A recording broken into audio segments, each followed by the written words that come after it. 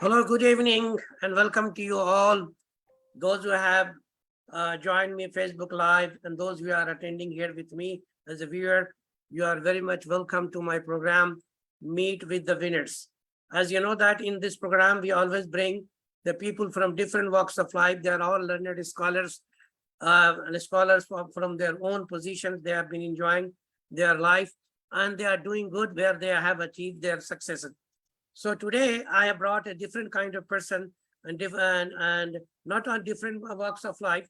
He is also an academician, but his job is completely different than what I have brought you so far. So now he is not like engineers, doctors. He's not like an physics, chemistry professors.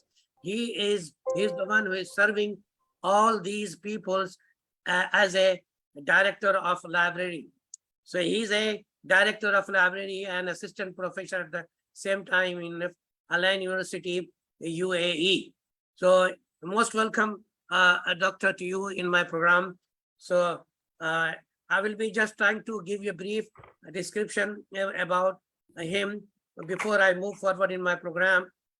Yes. So he joined Ain University more than 15 years ago. He is a PhD in library science. And in addition to that, he has achieved a lot more in the field of teaching. So he is a PhD in library and information science from Pondicherry, India. He has already done this. He had done in 2019. His achievements include the in 2020 Certificate of Excellence in Reviewing for DSIDOC. This is a journal. He got a certificate excellence, and he got four of them in the same type. He has got membership in different journals, different groups of organizations, such as, for example, member of University of Consent, AAU, member of Library Committee, AAU. So he has been enjoying membership in these groups. So he has been also invited as a keynote speakers in many occasions. And first of them I would like to mention you here is he was an online international conference on knowledge management in higher education institution. So he was a Manipur University in Jaipur. So he was invited from India, and that's a great honor for him. He was also invited as a speaker, international conference on reshaping library shape. Bharatiyar University, Coimbatore, India. See, he lives over here, but he has a lot of attachment with Indian universities. He has published a lot of peer-reviewed journals. I can say by number, he has published more than 26 papers. This is a great achievement at this age. He is very quiet and you can be able to see him. And he has published 26 peer-reviewed journals and has attended as many as 14 occasions in international conferences. So these were the few of things which I was associated with his introductions, but more we will listen from him regarding him, because this interview is about him only. So we will be listening more about him. So first of all, I welcome you, Dr. on board. You have spared some time for us, and this is a great favor to us for the people who are watching as a student or parent or teachers. This is going to be a fantastic session for all of them. So I would like to just tell you that for format of this program is that I will be asking question to you, to which you will be answering, and question will be related to your personality, your education, and whatever you would like to add from your side for the information for the students and those who are our viewers.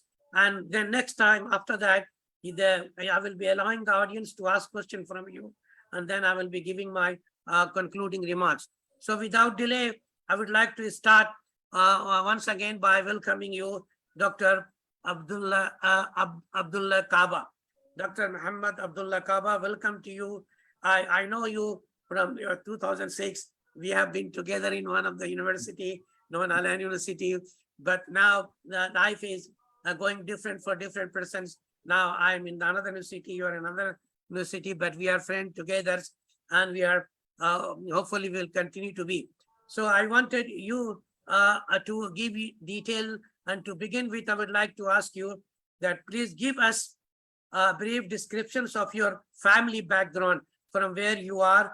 Okay, so this is one of the most important thing for our viewers, because they will get lesson from the situation that you have been in, and through that situation, how did you come back? This will be a part of a lesson for them. So over to you, doctor. Please give us a brief account of your family background.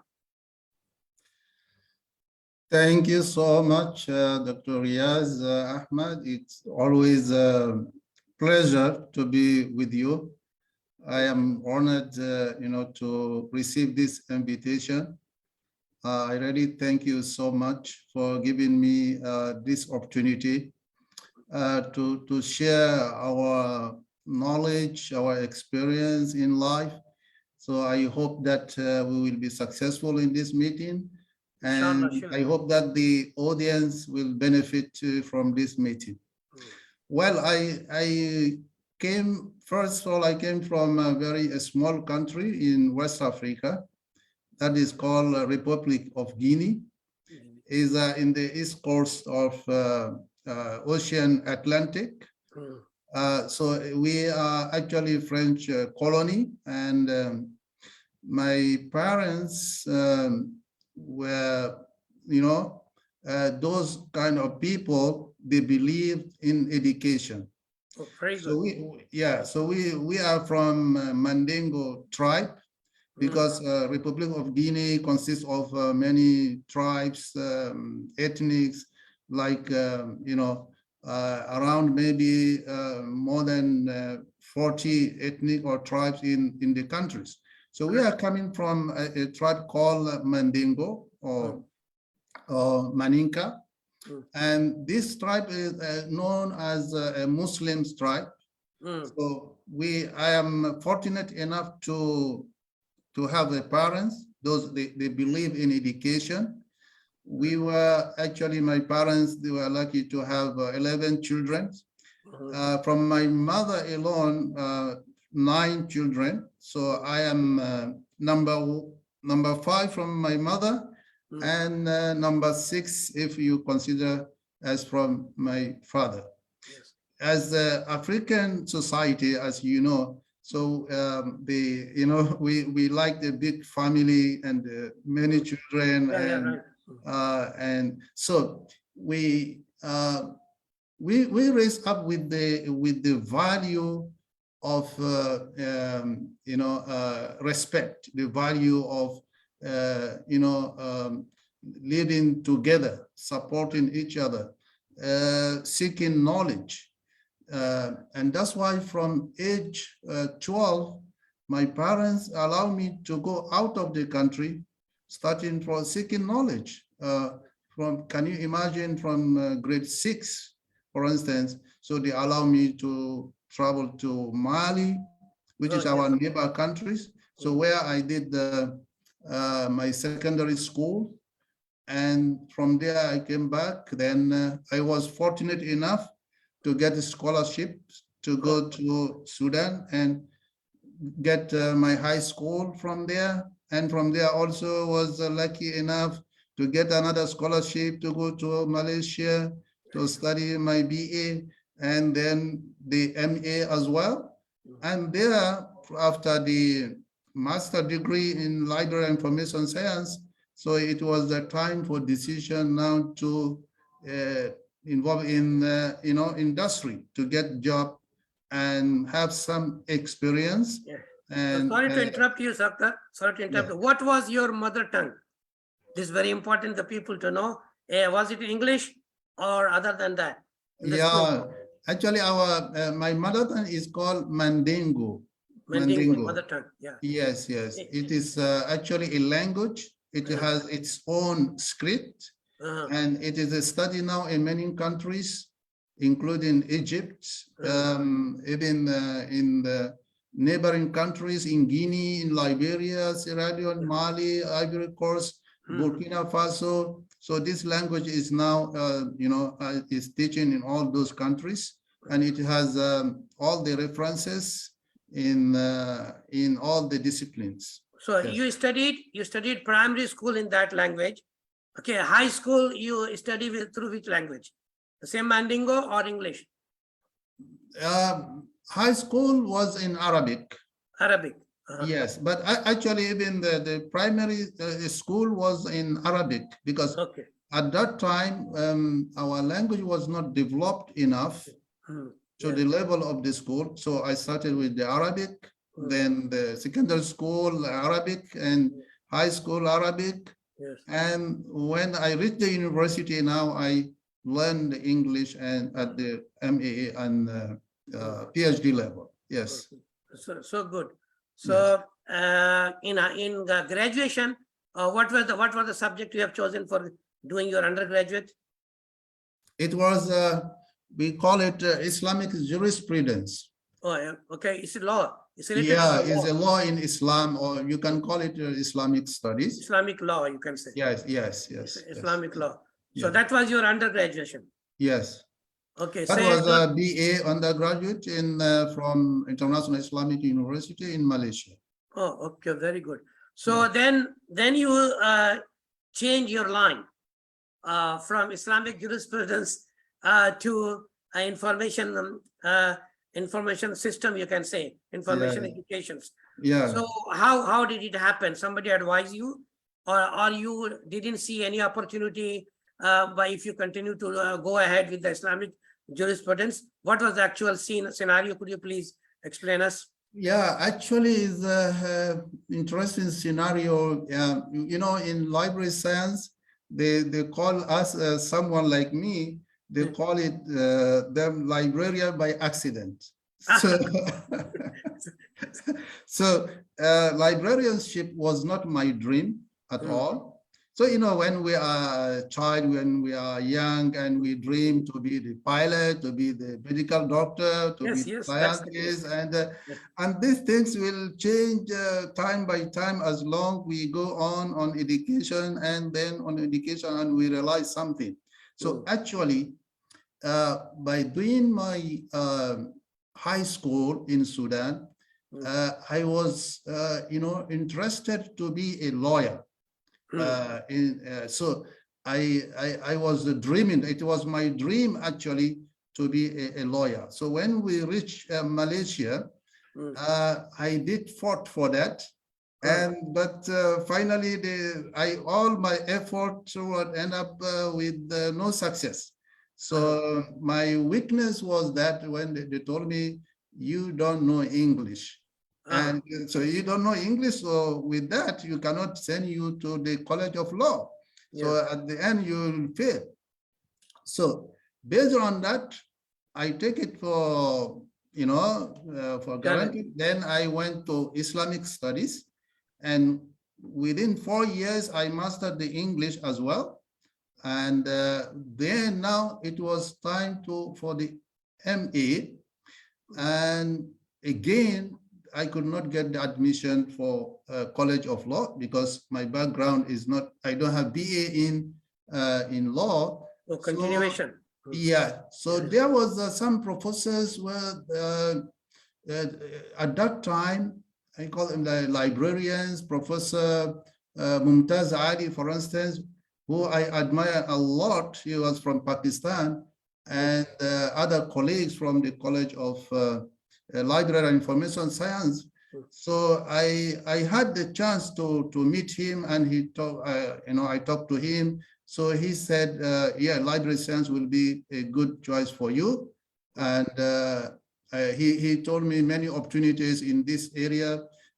You can have easily job, and you can also actually library science is related to all the disciplines, because here in this area you serve, as you mentioned earlier, you serve all the scientists, you serve the medical doctors, scientists, business professors, whoever come in this area. And of course, there are a lot of things you can do in this area.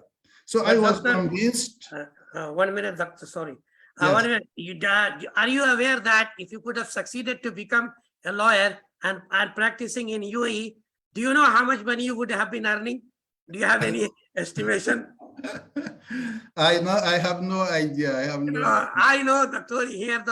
The lawyer here Yeah. are earning like from both hands. And they, Okay. they From earn a both lot, sides. okay? But it Yes. was not your luck. It was not your luck to become, because that is the case. Yeah. People doesn't get what he wants, but God knows where his real benefit and his goodness lies. It is only Allah knows better.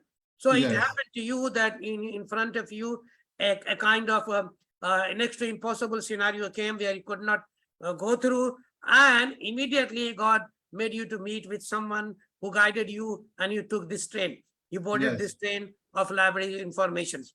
Yes. So when you took library informations, okay, so Yes. what was your feeling over there? Did you feel that, okay, I will be able to succeed over here, or you were still thinking, let us check what happened? What was the case? This is a good question. Yeah. I couldn't believe myself when I took library science. I found it very easy for me. I become very brilliant in library science. I could not imagine that, Prof, if I tell you, even the assignments Yeah. I was doing at that time were published in the reference journals. MashaAllah. Good. So my professors, they used to, they call me the promising stars in library science. So, I learned a lot, and the first year was not easy, but the second year I realized that, oh, this is God will, and this is the right choice actually for me. So now I know, this area, I love it too much, and I'm enjoying what I'm doing. Yeah, it's really good. I have here information Yes. that nowadays in America, the median salary librarian are getting is much better than the other, like teachers and other departments.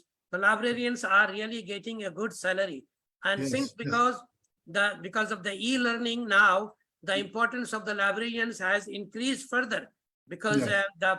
nowadays it is an era to contain and maintain and keep the information. So Yes. this information science is really growing.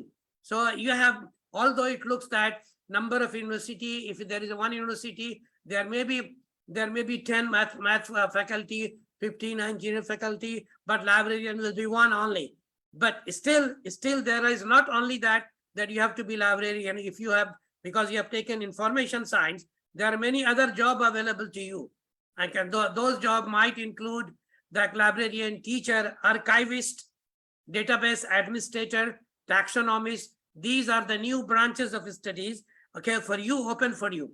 So it is not the case that you do the library science, you will be just become a librarian, which the people think in our country or everywhere that he has no work to do. He's just sitting, issuing book and doing nothing. But they should know that survival, so they are being treated as a faculty member. They have to also publish paper like a faculty members, okay, and they are also engaged in many other works.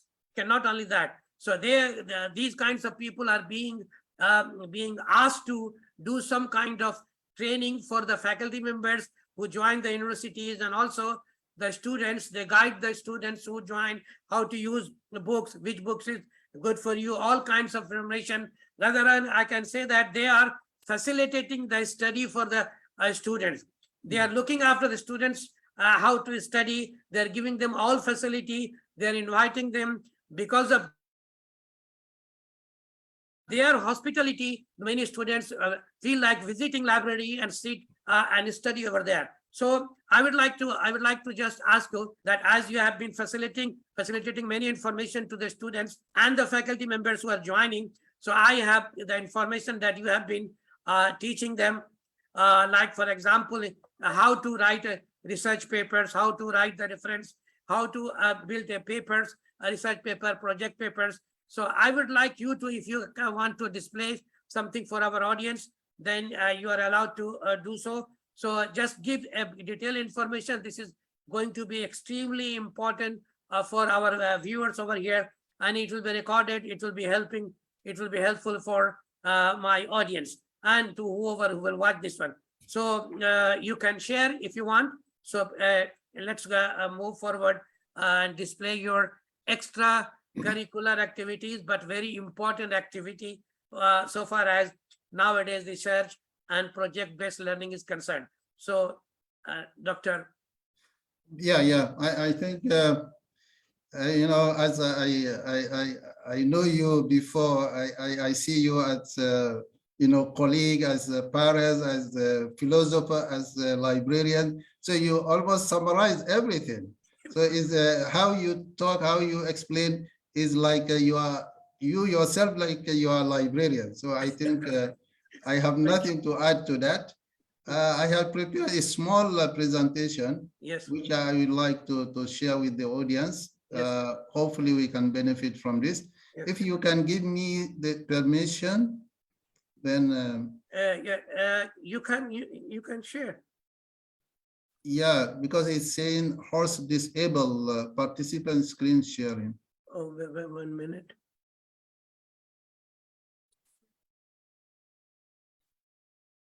I make you host, okay? So you can do Okay. now. I make you host.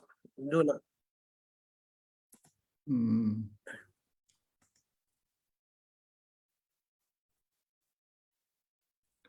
You can share now.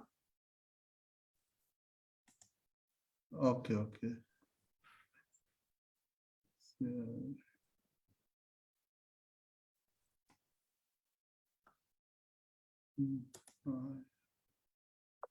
Are you able to share?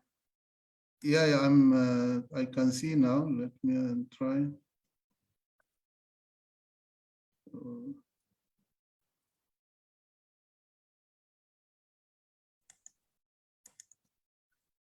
Yeah. It's coming.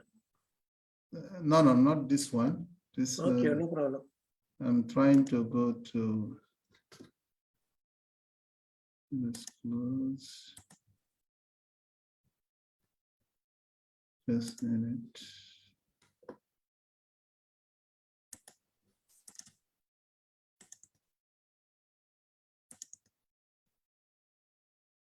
I think I have to open. If you have minimized, then you can see the share. Yes. Minimize your paper, then you can go share.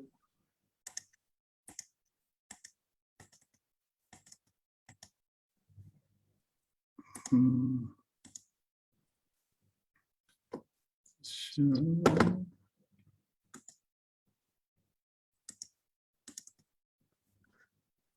Yeah, this yes. one. Now you Yes. can see. Yeah. Okay, so you can make it to full. Yeah. Yes. Okay, now. Yeah. So the audience, we are still talking about the topic in this meeting. So I prepared this small presentation about the academic integrity. Because what I believe is that academic integrity is very important, not only for the faculty members, but also for the students. So these two groups, they have to understand the academic integrity, the importance of academic integrity in academic life. So what I will be sharing is about these 4 questions. We would like to understand the difference between academic integrity and plagiarism. Why academic integrity is important to us in our life as the students, as faculty members. And number 3, how to establish the culture of academic integrity. And what is an honor code and why it is important to academic integrity. According to the International Center for Academic Integrity, they define academic integrity as a commitment, even in the face of University to 6 fundamental values. So that means if we are committed to 6 fundamentals values, that means we have academic integrity. The 6 values are honesty, trust, fairness, respect, responsibility, and courage. So from these values, we have to follow the principles of behaviors that enable academic communities to translate ideas into actions. Honesty, what we mean by the honesty means is that as a teacher, I have to be honest in my profession. I have to be honest in my scientific research. I have to be honest in assessing the students. I have to be honest in sharing the information and the experience. So this is for the teachers. For the students, also they have to be honest in their contribution to academic activities. They have to be honest in doing their homework, their assignments, their project papers, whatever is related as a scientific or academic activities, they have to be honest to themselves and to the others. So you have to be honest to yourself to follow the rules and the regulations to make sure that you avoid any mistakes in your academic activities. Next is the trust. The trust is that for the teachers, they have to demonstrate the trust. They have to show that they are trustworthy, that the people can rely on them, what they say, what they write, what they share. So they have to be trustworthy. And for the students as well, the students, they have to be trust in their academic activities. So they make sure that people, they believe them, and people, they trust them. Whenever they are doing the assignment, they are doing the homework, so they get the trust they need in their academic activities. Fairness also is needed in the academic integrity, so we need fairness. That means for the teachers that we treat every and each one what they deserve, regardless of their religion, regardless of the color, ethnicity, whatever. So we have to be fair enough to give any students what they deserve. And for the students, so they have to be fair to themselves. So this is, of course, is related to honesty and trust, but fairness here, that they have to follow the rules and the regulation without any problems. So fairness is very important for academic integrities and is the third pillar for academic integrities. Doctor, sorry, one for interruptions.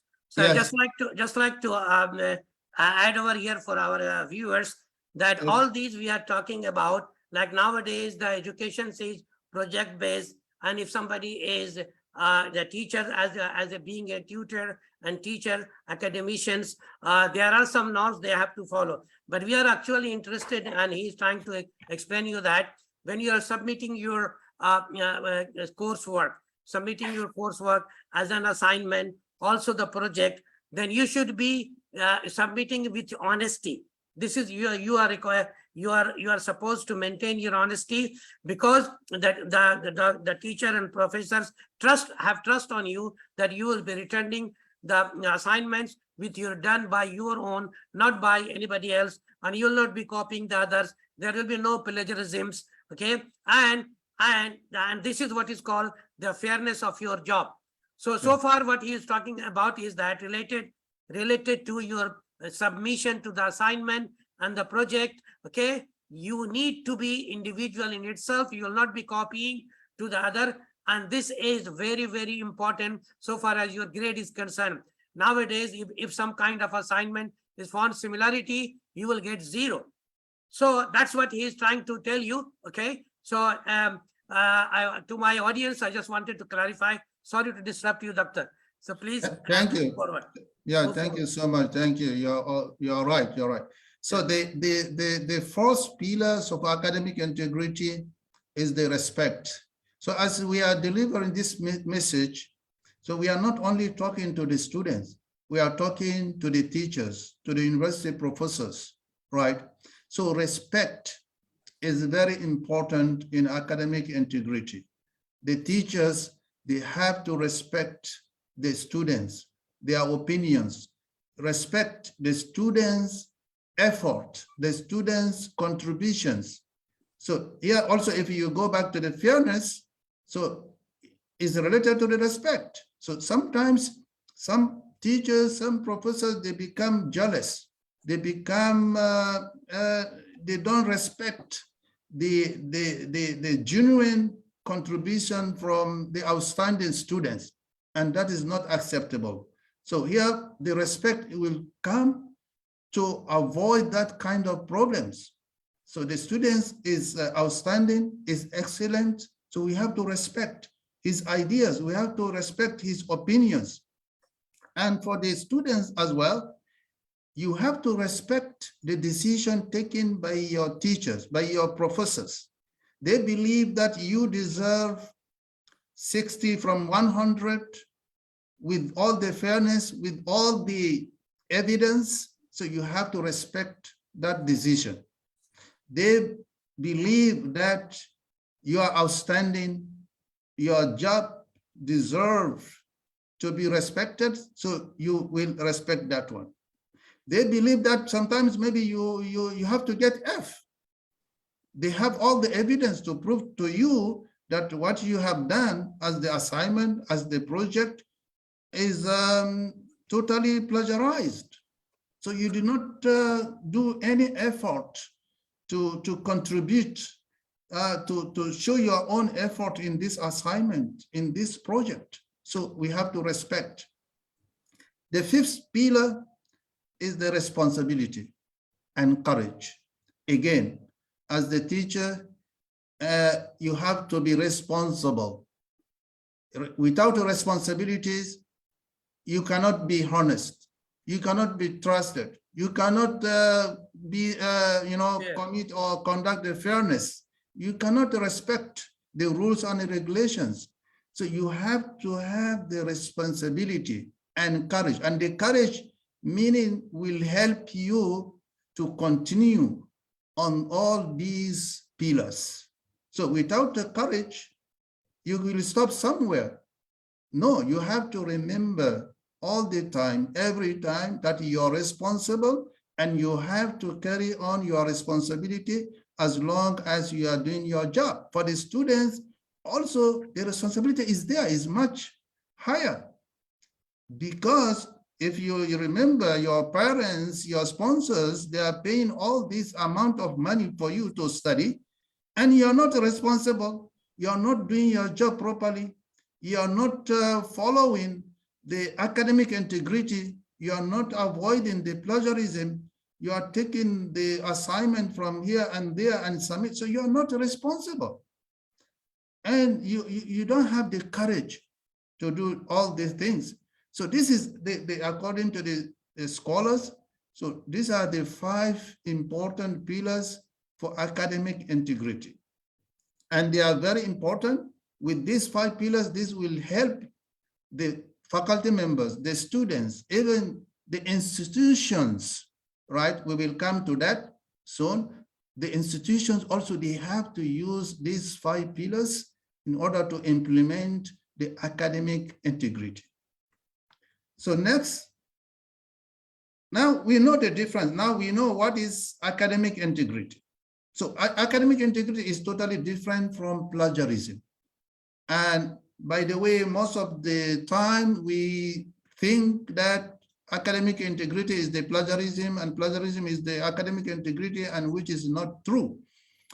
So plagiarism is what? This is an aspect of academic integrity in that using another's ideas, words, theories, illustration, or graphics, opinions, or fact without giving credit or acknowledgement to the people they deserve it.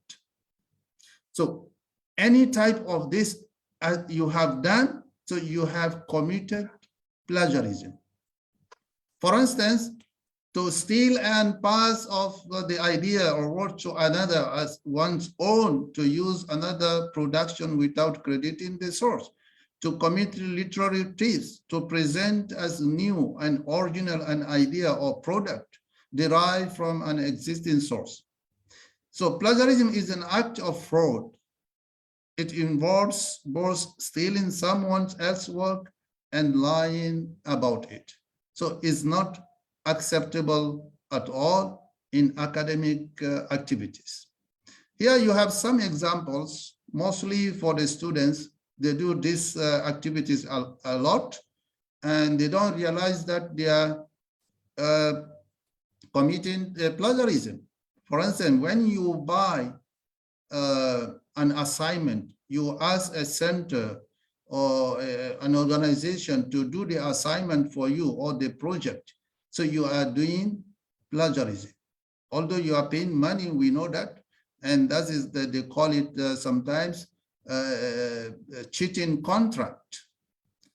It is true that you pay the money for the second or third party and they are doing this project for you, and but at in the scholarly world, this is called a plagiarism, buying or using any sort of paper or project from another person or service and turn it as the product of your own work. Number two, another example, using someone's work as your own with or without that person's knowledge. Number three, submitting or presenting work of one class to fulfill an assignment in another class without the prior agreement of the instructor involved.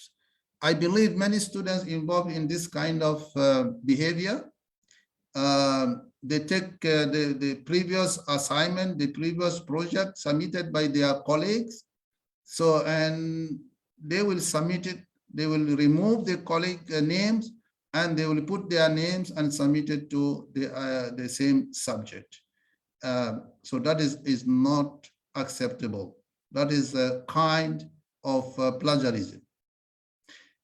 Number four, copying statements from a source and using them without proper use of quotation marks and citations. So this is very important. By the way, most of the people, even the professors, they commit plagiarism sometimes because of the this problem, because they don't know how to quote properly the statements. They don't know how to cite the references as needed. So we know there are a lot of many citation styles in the market, including APA, MLA, Chicago style, Harvard style. So you have many styles. So the thing is that as students or researchers, so we have to know which citation style we want to use in our assignment, in our project, in our research papers. So as the code of conduct, we know that we should always use one citation style in one project, in one paper. So it's not acceptable that we mix APA style with the MLA style, for instance. So citation styles are very important. They help us to avoid plagiarism. Number five, an example also, you have paraphrasing information from a source without proper citation. Again, is another problem, because sometimes what the students, they do, they may paraphrase the ideas the statement, the information from the book, from the website, and they don't cite, they don't indicate the reference. We have to understand that paraphrasing is not your own effort. So you have read the idea, the information, what you did, you stated in another way, but it's the same idea. So the idea is not your idea. The idea belongs to the person who stated the idea first. Maybe you are not using his statement, but the thing that you are using his idea. So you have, in this case, you have to cite the reference where you are taking the idea from. So the consideration is on the idea, right? It's not about the way how we express the idea. So that's why these ideas are not our ideas, and we have to mention the citation in this case. So I think with that we have explained the differences between the academic integrity and the plagiarism. So why actually academic integrity is important? As we mentioned, not only for the students, but for the faculty members and for the educational institutions. Academic integrity is important because it supports learning opportunities. Imagine that if we don't,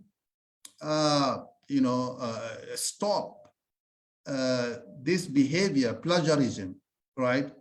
And people are not honest in the academic activities. We cannot trust them. There is no fair treatment for them. Can you imagine then how we can improve, how we can develop? So that's why academic integrity, if you look at the 5 pillars, you find that academic integrity support learning opportunities. So because it encourages the students to learn more, to put more effort, to be serious in seeking knowledge and in learning new things. So academic integrity support learning opportunities. It support also accurate assessment. When we look at the fairness, right? So how I can be fair with the students, right? Those submitting the project, the assignment, right? If I don't commit myself to the academic integrity, right? So I have to implement the principles of the academic integrity so that each and every one of my students, they get what they deserve.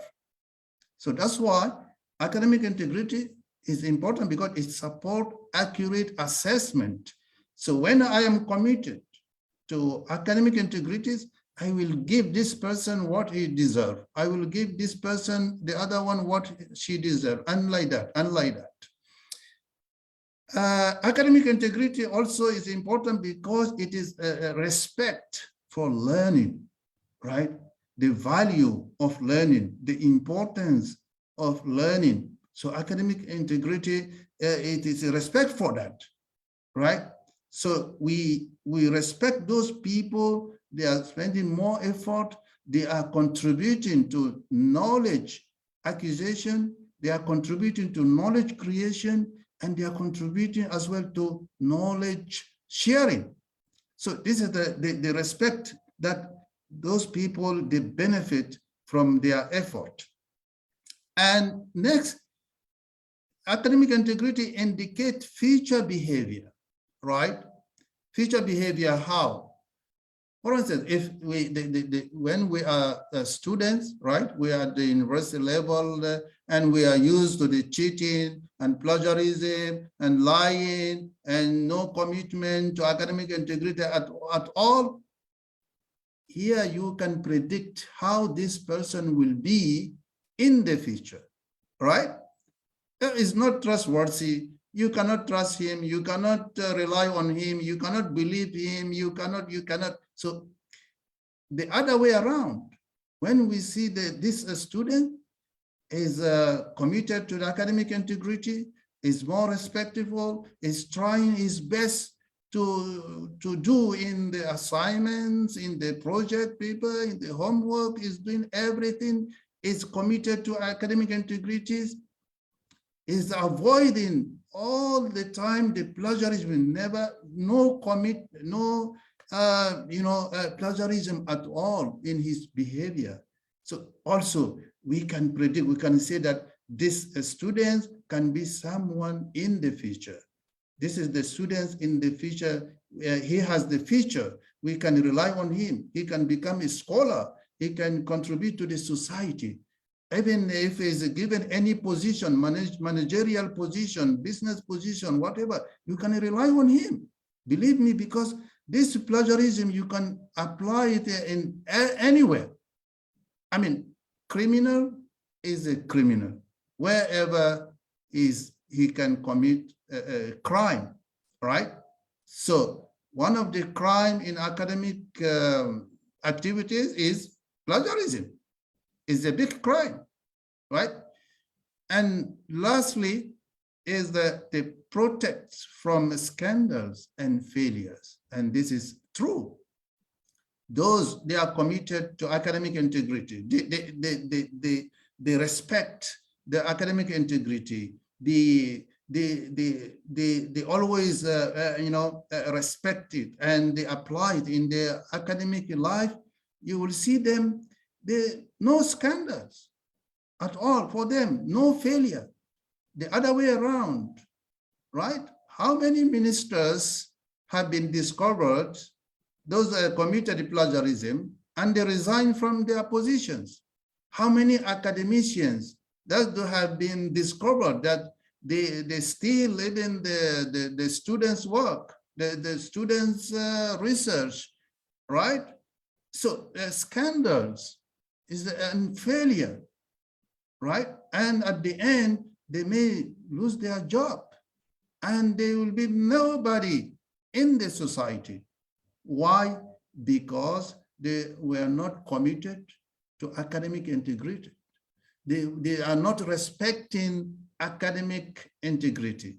So this is what we can say, the 5 important points that we can get from academic integrity for the students, for the faculty members, as well for the academic institutions.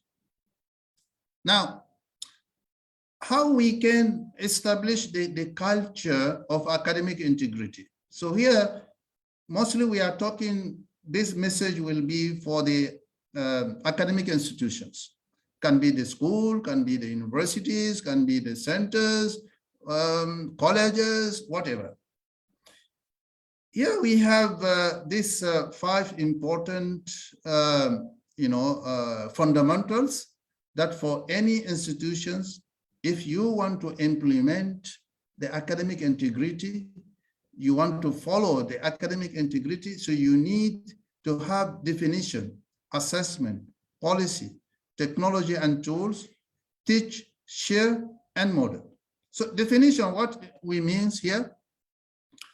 Definition means, to start first the implementation of academic integrity, you need to define in your institution, because the scholars, they believe that each institution is different from another in terms of the concept of the academic integrity. So for your institutions, what do you mean by academic integrity? So, and academic integrity, there are many concepts, so you have to define them according to your situation, according to your institution. So these definitions must be given clearly and must be defined very well, so that all the members at that institution, they understand when you define any terms in the booklet or in the procedures of the academic integrity. Next is the assessment. The assessment means if you are going to implement the academic integrity, that you have to explain that how you will assess the academic integrity, how the assessment procedure will go on in this process. So this explanation is very important. Next is the policy. So you have the definition and you have the assessment. So the next is the policy. So you have to formulate the policy, all right?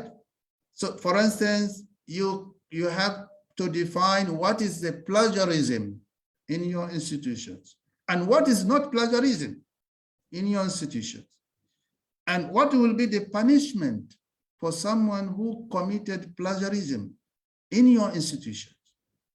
And you know, the plagiarism are not in the same level. So there are different levels of plagiarism. Someone, let's say, committed plagiarism without knowledge, without knowing that he has done plagiarism. As I mentioned earlier, for instance, if someone did not mention citation in 3-4 area, for instance, maybe by mistake, so it's not at the same level as someone who by intentionally did not mention the citation, intentionally. So you have to have in the policies, so we have to explain all these things. So what will be the punishment for those kind of situation? And in order to strengthen your policy, so you need what? Technology and tools. So we know we are an era of the technology. So what the technology you will use, right? So for instance, will you be using Turnitin and Crossref or whatever? So there are many tools and technology. So you have to identify them and you have to determine them and use them in implementing academic integrity policy at your institution. And finally, we don't stop there. That is not enough. Technology and tools are not enough. We need to teach the students, faculty members about the academic integrity.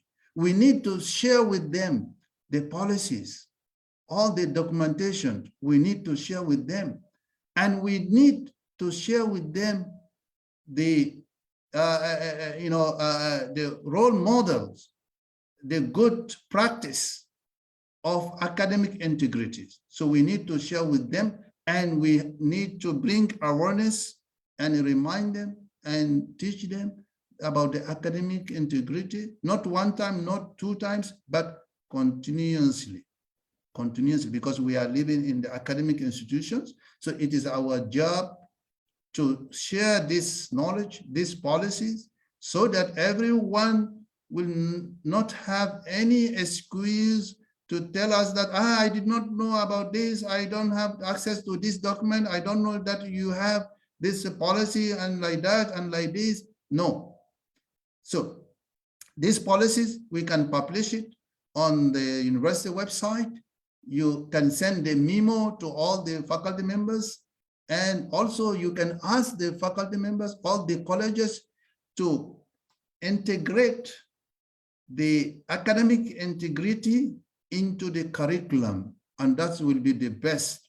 That academic integrity must be integrated into the curriculum so that the faculty members, they know about it and they bring awareness to the students and they tell the students what is expected from them and how they can respect this academic integrity.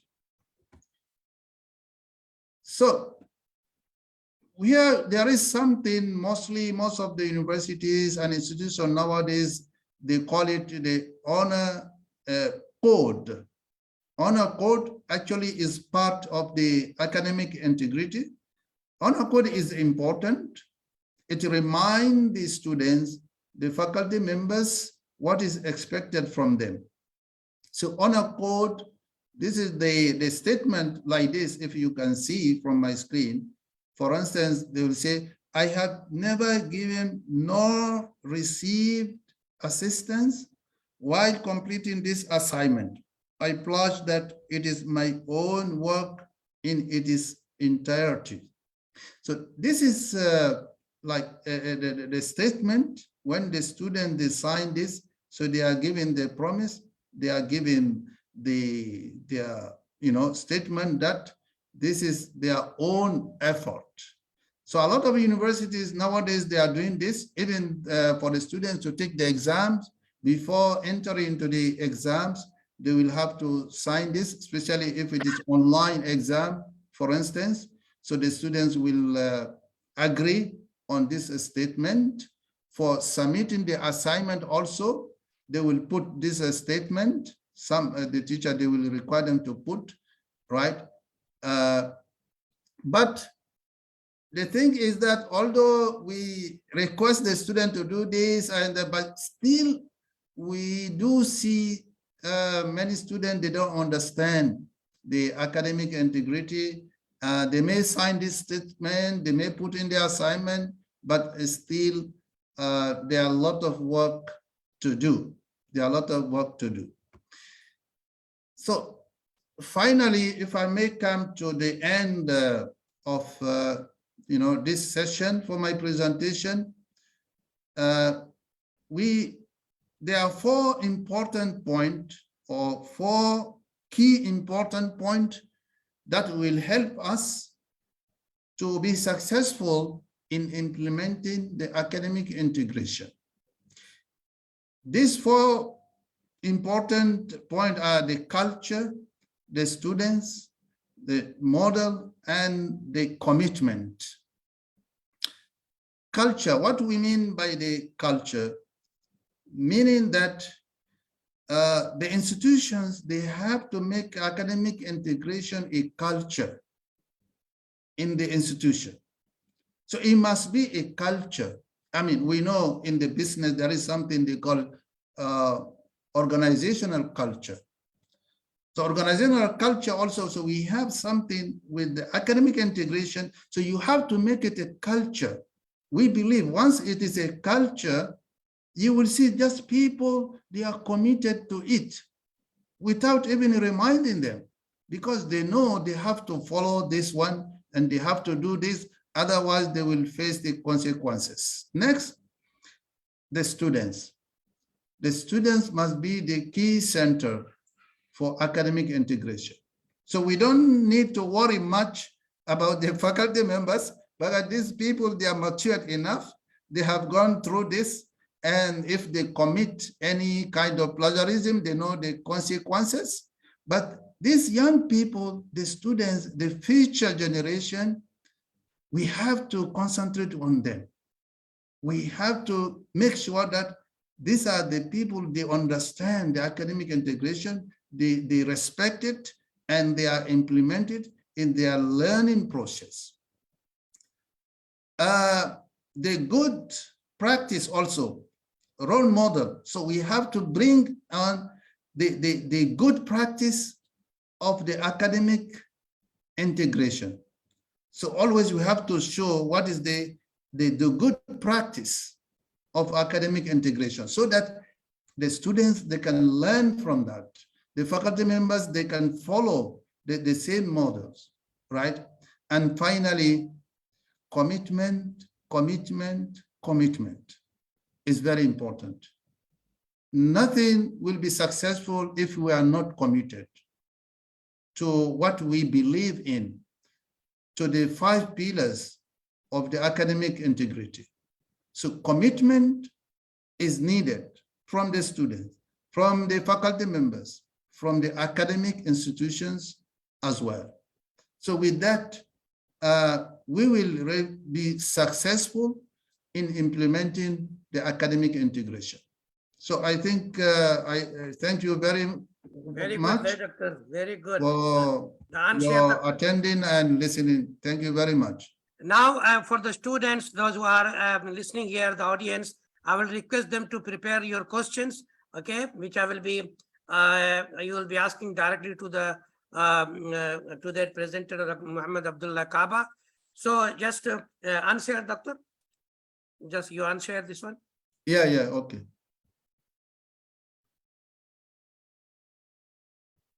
So get ready. Doctor has already given you fantastic. You could see that I was silent, which is very difficult to keep me silent. But because he was presenting so nicely, so good, I was also interested in listening it, without losing any single words. So this was really an excellent presentation, which I have seen so far. So I will be now through from your side. I'll be just starting a question, then you come in. Like plagiarism, which somebody is not understanding in our normal sense, what we see that a kind of cheating. Now this cheating is not only cheating in exam, that cheating is taking place in many ways. As we said, it can be an assignment, it can be in a project, it can be a research for the professors. So the cheating over there is you are claiming something which is not owned by you. You are owning the others property, claiming as if it's your own. So this is one of the biggest problem nowadays, because if this continue, then the real research will never continue, and a student will never feel responsibility, and it will be a problem for the students in his own future. He will be always looking forward to steal someone from others, and neither he will succeed in his life, nor the society, nor the country. There will be completely a halt of the progressions. So what doctor was talking about, that you have to bring an integrity, that means owning, and just be integrated in the systems of honest practices. This is the most important things what he's talking about. Now he has also pointed you out that if teacher is graded some students' marks, and the students is complaining, no, I should get more mark. So this will be a kind of conflict between them. But there is a tools. Okay, you are saying it is my own. There are tools. He will put the material into the tools, and this will give you how much you have cheated, how you have copied from the others. So you will not be able to say anything, claim anything which is not your own. So this is a complete full proof. Okay, that you cannot go unnoticed while cheating the others or copying the others' works. So I will invite my listener and viewers to, if they have any question, please ask the question to Dr. Abdoulaye Kaba. I will continue to add something more over here. Saikat Panja, are you there? Saikat Panja, are you there? You can unmute yourself if you have any question. Saikat. Yes, sir. There is no Sagar Panja is not here, sir. Oh. I am use this mobile for Sagar Okay, Panja. so if you have any question, Yes, ask. This was a very great presentation. If you have any question, you are a teacher, so you must Yes. be knowing much more than the students. So if you have any question, you can ask him. You will get your answer, inshallah. Ask. No, sir. I am very lucky to join this program. This is very fantastic, sir. Okay, very good. I Okay. am learning a lot of things. How to? Yes, sir. Thank you, Okay. sir. Okay, Ashish, are you there? Yes, sir, I am here. Yeah, Yes, sir. you have any question? Yes, sir. This program was really fantastic and No. awesome, sir. Actually, I also learned some teaching methodology from this PPT. Hmm. So, I think I have some personal question. I will Yes, talk to you later on, correct. sir. Ask. This is the platform for you. Ask question. Yeah, ask your question. Yes, sir. Sir, actually, I have done my. Hello. Yes. Am I audible, sir? Yeah. Clear. Loud and Sir, clear. I have done my masters. Actually, I have done my masters in technology. That is MTech in civil engineering. Yeah. Yes. So now I am very much interested to go outer country. That is for Yes. outer from India. Yeah. Okay. So I don't know what are the opportunities that have present for me. What you want to do? You want to do research or a job or what? I mean, what you want to do? No, sir. I want to join a job that is related to civil engineering. Okay. Civil job, you can. I will suggest you that If you are a friend in my Facebook, I'm whatever information I'm giving, I'm every day uploading some kind of jobs over there. You can, if you keep follow, okay, or you can ask Afroz. He's a friend in my Facebook. He can also forward to you, because every day wherever I'm getting some kind of job, I am actually uploading this for those who are really willing to this one. So for that purpose, I will suggest you follow my Facebook, then you can get these information easily. Okay. And regarding what you should do, of course, you have done my master degree. Okay. If you don't want to go for study further, you should look for job. And I wish that God bless you get the job as soon as possible. Of course, there is a problem going on in the market, but hope, I wish and I pray that may God bless you and you get a job. Okay, Ashish? Okay, sir. Thanks to you, sir, for your Yeah. kind information. And Yeah. I will follow your Facebook page, sir. Yeah. You will find over there a lot of information. Okay, I do really post there. Okay, so you can find there. Okay, anybody else? Anybody else want to ask any question? Yeah, Dr. Reyaz, I just want to add something before Yeah. anyone asks a question.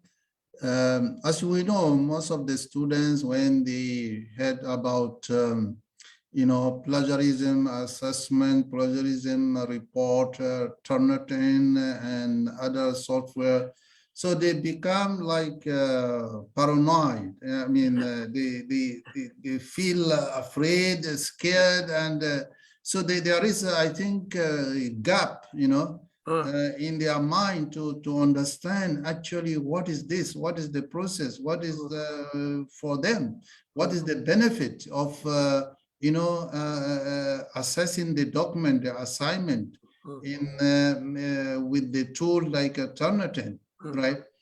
So actually, what we want the student to understand that this plagiarism software are there to help them, is not there to intimidate them or to put their life in danger. So they should know how to use this tool very carefully. So that's why we would like to advise the students before submitting any final draft of your assignment, your project, try first to receive the first assessment draft. I mean, your colleague, or I mean your professor or the librarians at your school can help you to do that. So what I mean, for instance, when you are confident about your project, your assignment is ready, don't submit directly to your professor. Send it to librarian to generate the first assessment for you. And from there, you will know the percentage of the similarities, and the system will highlight for you all those paragraphs need improvement. And here comes the importance of these tools. So you look at those highlighted paragraphs and try to paraphrase them. Doctor, do you have any example there? Do you have any example to share for this one with you at the moment? I will see if I can show you some example. Okay, we can take the next example, next question before, if I can come up with some example. Okay, anybody else want to ask question? Look, one thing, be sure that each and every people, if you have joined a college or doing engineering, whatever study they are doing, they have to now go through this one. Every university is using this thing, checking plagiarism. There is always, the system of education is such that there will be an assignment, there will be a project. So you have to go through all this one. So you cannot avoid this. Okay, as you see in the grade 10 nowadays, in CBSE, there is a project. The people are cheating, right? But this is because the teachers are, that's why in India, anywhere, they are getting 500 out of 500. How can the student get 500 out of 100 with all these plagiarism? All this plagiarism is there and nobody's checking over that. But this is not going to happen in the universities and colleges. because they have to check this, because each and every assignment has to go through Turnitin, and if it is discovered, it will not pass on, and you will be continuing to repeat your project, and you will be delaying your passing. So be prepared that this plagiarism has to be learned by you, that how to avoid this. And rightly, Dr. Abdullah pointed out that plagiarism, when you before you put into the Turnitin, you go and check and let you check by someone who can tell you that these things. And if you go to the Turnitin, even if you go to, they will give you the area of improvement. Okay, so when they are helping you that here you are mistake. This is very important. It is just like you are sick, you are going to the doctor, he asks you some kind of testing. Testing is telling you where you are sick. So it's a kind of testing for you, for material, okay, that look here what he is saying. You can explain now, doctor. Yeah, so this is an example of even one of my paper. It is on my own paper. So you can see when I run the, in the Turnitin, so you can see here some highlighted text, right? So if I go down, right, you can see, so you can see there are those are no major issue there, but here maybe major issue. So I have to work on this and improve it. But those are normally coming with the red color. They are more important than others. So like this one number, you can see a red color and like this. Finally, earlier, this paper, if we go to the end of the result, it was around 24%. Sure. This is the information. Yeah. This is excellent. Yeah. So this is 24%. But when I ran this one, so later on I work on it and improve it, and it became 12, from 24 to 12%. Again, this is not plagiarism. You have to understand. So this is the similarity report. This is the similarity report. So plagiarism will come with the other conditions. So we have to go through the document, for instance, and we have to analyze. We have to do a lot of analysis, and then actually, so this is the Turnitin report. It is there to help us to take the decision. But Turnitin itself will not tell you that this person has committed plagiarism. But you as the professor, as the evaluator, so you will use the tools to help you in taking the decision. By looking at the highlighted paragraphs, highlighted figures, and all those things, then you have to know whether this person here should, have, put the citation or not. For instance, here, you cannot say that I have to do citation, right? Because it is my own, but it happened that because we are using the same language, is maybe the same expression, that I have the idea, I want to express it this way, and it happened that maybe 20 people, maybe 100 people, they express it the same way. And that's why these companies, they are very careful. They say similarity report. So they don't say plagiarism. So that's why you can see here, they put similarity index. So from different resources.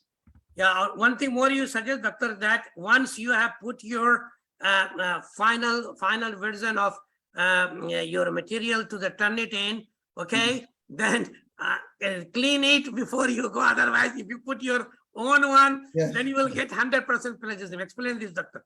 Yeah, that's right. As I said, so if there is some area here, okay, which I work very hard to improve it.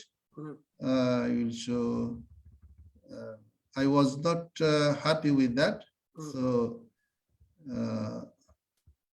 I think it's coming something like here, for instance. So this when I check, it's not plagiarism. You know, when you are coming to explain about the data validity, and normally this time are coming as the same. So I improve it a lot. So the improving here is what is you express it in another way, because you have to reduce the similarity percentage. You have to, because for instance, no journal will accept my paper if it has 24 similarity percentage. So they don't care. So I have to reduce it. Even look at this, the title of the table, right? So no way that no one will do plagiarism here, right? But it is highlighted.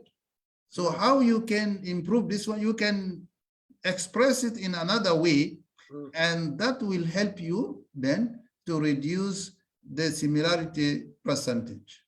Yes. Okay, very good. Now you unshare, Doctor. Yes. So, okay, if there are anyone who want to ask question, then I will conclude now, because we have given a lot of time over here. So I think today's program was really fantastic from the information point of view. This is the first time I allowed my guest to present himself with his own ideas, and it was really beneficial, proven to be beneficial. But normally in this program, I just discuss their life and try to find out something. Finally, I would just like to ask Dr. Abdullah to give some kind of suggestion within few words to our students, what you will suggest them regarding your own career. Okay, just give your a piece of advice from you, then I will conclude to the student. Thank you so much, Dr. Reyaz. Really, you know, you and me 2 days ago were talking about something related to experience, right? So I will share my experience with them. What I believe, and always what I advise the students to do, is to strive for the knowledge, not for the certificate. So what I mean, your aim, your main objectives must be to get knowledge, to know, right? And to get knowledge and to know something, so it's related that you must avoid something called plagiarism and commit yourself to academic integrity. Put effort, be honest to yourself, be trustworthy, be fair enough in your treatment, right? And always be, responsible with the courage, right? So this will be the beneficial to you for today and tomorrow and in the future. So please always be committed to seeking knowledge, and that will be the pillar for your success. So this I can conclude with that. Thank you very much. I'm very thankful to you and for all the audience for coming today to be with us in this important meeting. So I will just like to conclude this program just for the audience that you might not have heard. There is a library science, and now it is actually a library information science. It is extension now. It's not only library science is a part of the full information science. So this is also a kind of branch of studies. So if you don't get anywhere admissions, you can make a choice of this, and you can be successful in this branch of studies also. So God bless you. Another important point, what I would like to say is that you must just like what he's talking about plagiarism and academic integrity. This is a part and parcel of human life. Whatever he has said, it is just like we call in Arabic muttaqi and mu'min. It is just a characteristic Okay. of a person who is muttaqi. His moment is all characteristic. These are the characteristics required by women who never cheats anyone, nor gets cheated. That is extra things.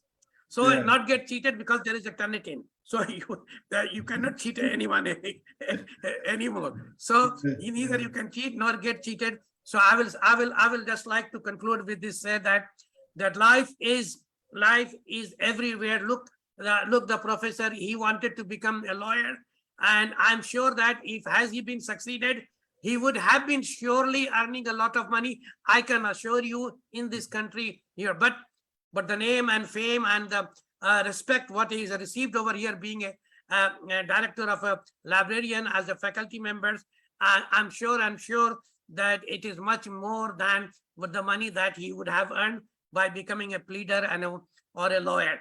So with this one, I would like to conclude my program over here. Thank you very much, those who have participated as an audience, and a special thank to Dr. Kaba. God bless you and make you more Lauren in your so life. much. You Thank keep moving forward Amen. and succeed. Every single day brings something good in you. You are really a nice person, and hopefully God will bless you. So Thank you. Thank I you so think much. I think we are done with them. Time is sorry for taking too much time to do, because the presentation was very nice.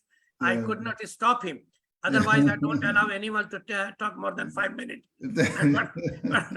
But this was really a fantastic things. So I let him continue go for 30 minutes because I was also learning. So see you again in my next program. Always, you know that it happens every Saturday. I would like to request, which I don't want to do that, but I'm now forced to do that because these programs will go to the YouTube in my channel. So please like, share, and subscribe to my channel so that it can reaches to the other people. So with this request, I would like to say you all goodbye. Khuda Hafiz. See you in our next meeting. Thank you. Thank you so much.